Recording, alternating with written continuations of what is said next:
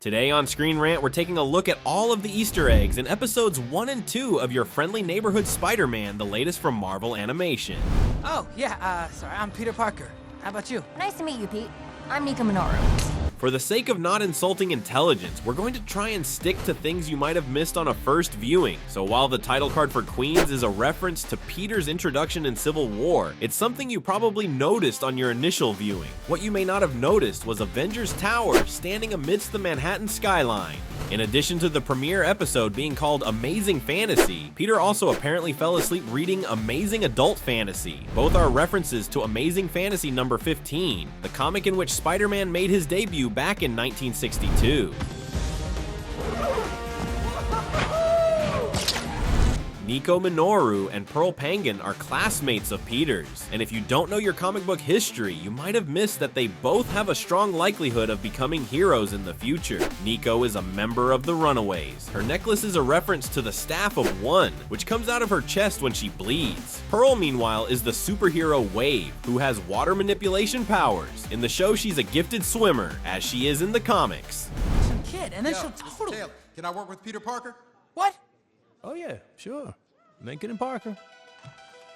The opening credits, which remix the classic Spider-Man theme song from the 60s cartoon, feature a number of blink and you'll miss it Easter eggs. These include his alien symbiote suit, Tobey Maguire's iteration crawling up the side of a building, Ben Reilly's Scarlet Spider suit, a glimpse at the villainous Scorpion, and the iconic cover of Amazing Fantasy number 15 recreated with Harry Osborn. Cleve, the character played by Zach Cherry in Homecoming, makes a very brief appearance as a bystander who Spidey jumps over while pursuing a van of criminals. He's the guy who memorably asked Pete to do a backflip. One clever nod to Civil War is the moment wherein Spider-Man saves a bus from being hit by a van, something Tony Stark shows Peter footage of when they first meet.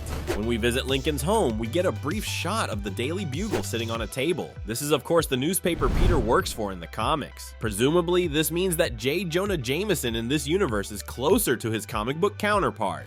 In Spider-Man 2, Tobey Maguire memorably says it's pizza time. This oft-memed line gets referenced in the name of the pizza shop Spidey helps from a would-be robber. Episode 2 of the series is called A Brand New Day, which is also the name of the arc that begins in Amazing Spider-Man 546, an issue which the opening credits directly pay homage to by replicating the cover.